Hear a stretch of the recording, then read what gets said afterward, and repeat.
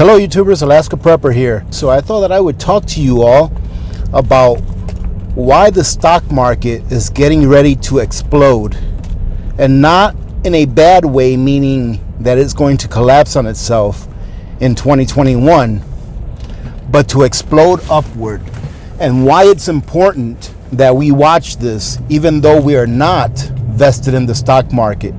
Of course, I'm sure that some of you that are listening to this are. I'm sure that some of you are not.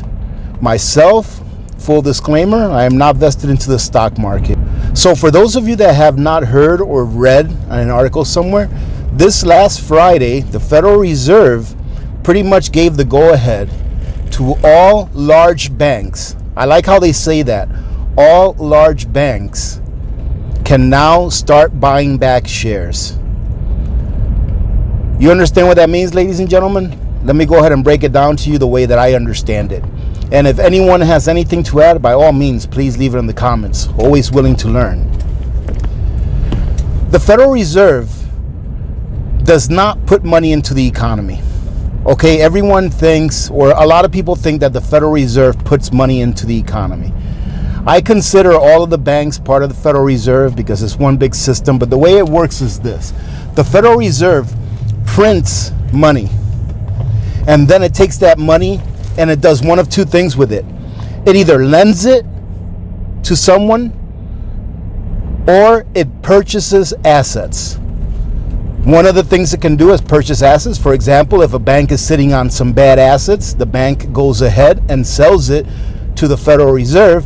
The Federal Reserve gives them 100 cents on the dollar instead of allowing the free market to determine fair market value for that product that the bank sold the Federal Reserve, and then the bank is left 100% full on whatever gambling it did. So for example, let's say a bank goes out there and gambles and lends out $100 million in mortgages, and most of those mortgages that it lent out money for are what's called a subprime mortgage, meaning that the person or persons that took out the mortgage did not have a good credit rating. Well, that's not a very good mortgage for the bank to try to sell to someone else, because they're going to want to give the bank less than what the bank paid for it, or a very small amount over what they paid for it. So the bank's not really going to make money off of that. However, what the bank does is they go ahead and they sell it to the Federal Reserve, and the Federal Reserve gives them 100 cents on the dollar, and sometimes even a little bit more. So the Federal Reserve is printing the money and then buying assets with it. Or if Uncle Sam needs $1 trillion, it writes a bond for $1 trillion, gives it to the Federal Reserve. The Federal Reserve prints money, and then it puts that $1 trillion in the bank account of the United States government, and then the United States government uses that $1 trillion for whatever it is, putting it out into the market. So why is this such a big deal that the Federal Reserve just told the banks that they are going to be allowed to, starting January, to buy back their stocks? Because what the Federal Reserve is doing is contradictory to what they say they want to happen. They say that they want inflation to go up.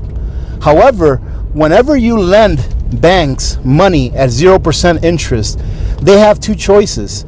They can either take that money and lend it out and put it out into the economy and allow businesses to grow and take a chance on the economy or in their local economy where they preside, or they can take that money and they can invest it and gamble with it.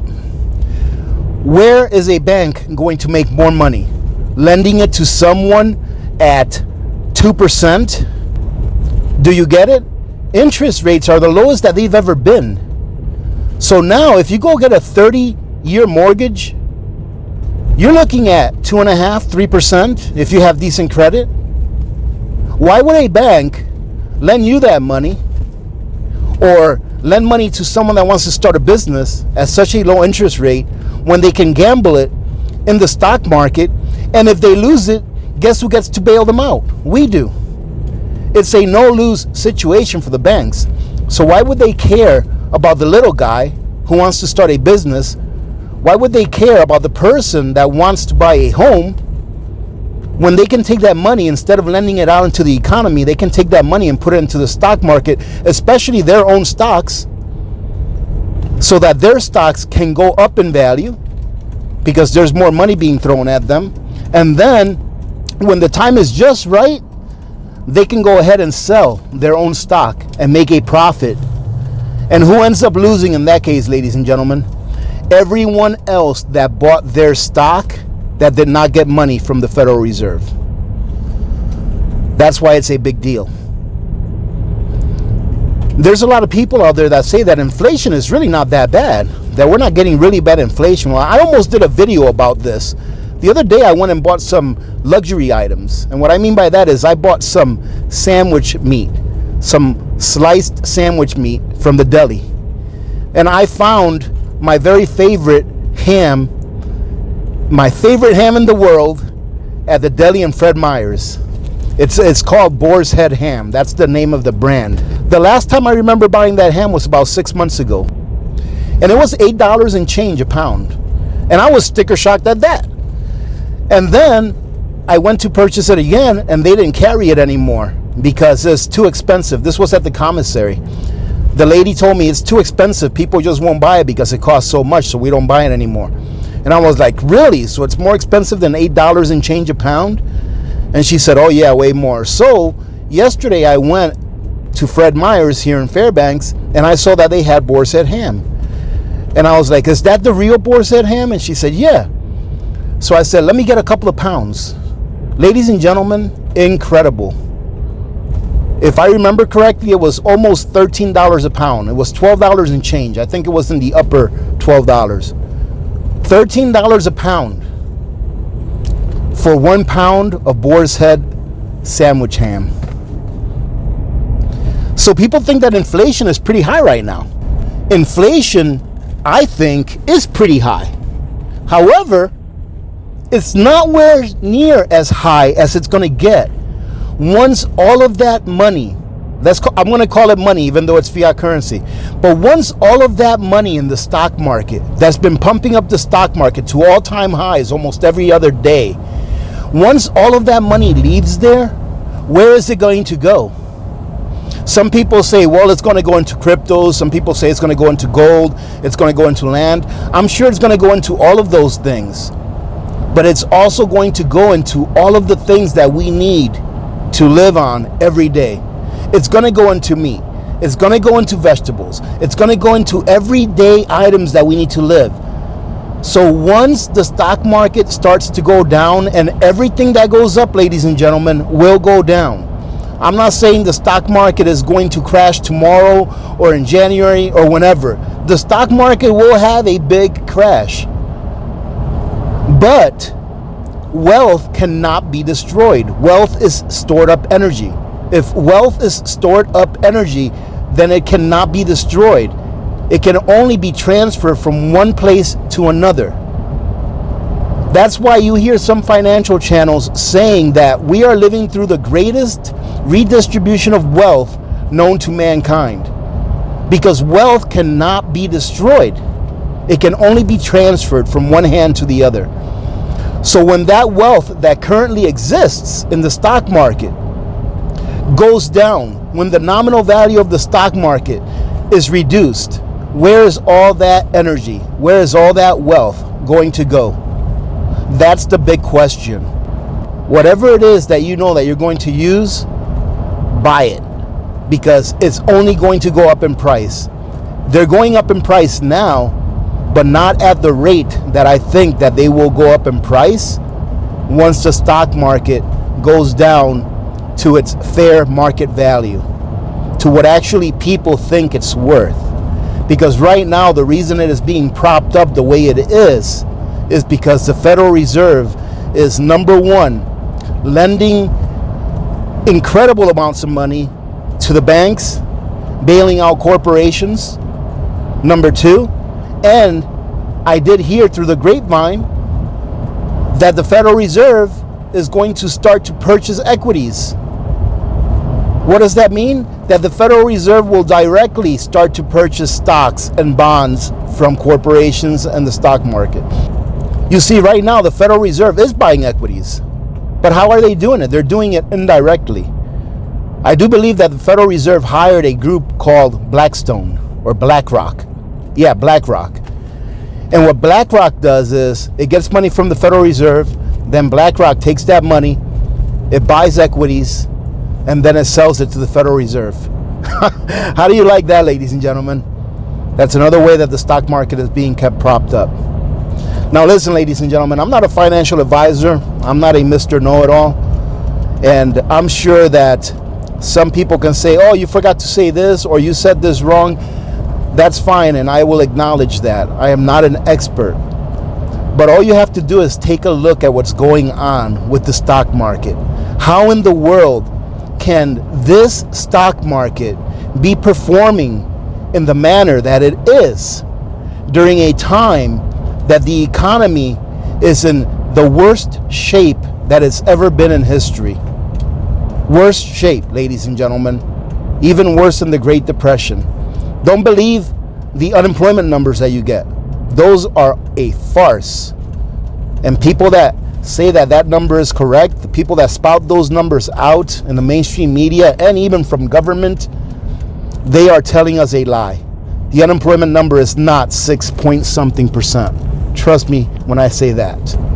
So how do we protect ourselves, ladies and gentlemen? Well, look, I mean, if you're a trader, if you trade on the stock market, you must be loving the conditions by which we are living in right now, as far as the stock market goes. Because what traders love the most is volatility. Traders make money on the upside and they make money on the downside as well. So if you're a trader, go ahead, make a living.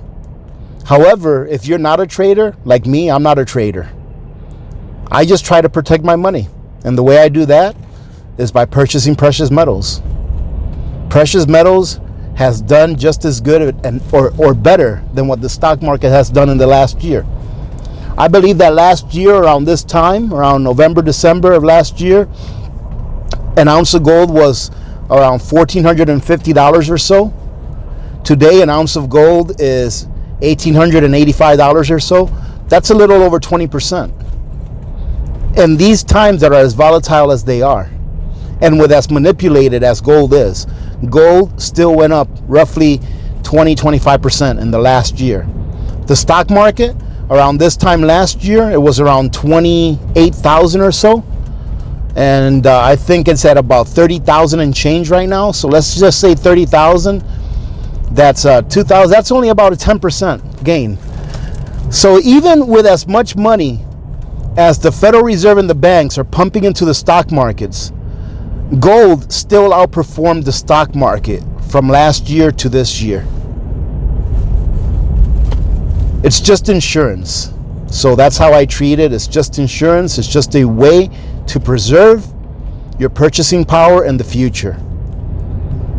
All right, ladies and gentlemen, I'm going to go ahead and leave it at that.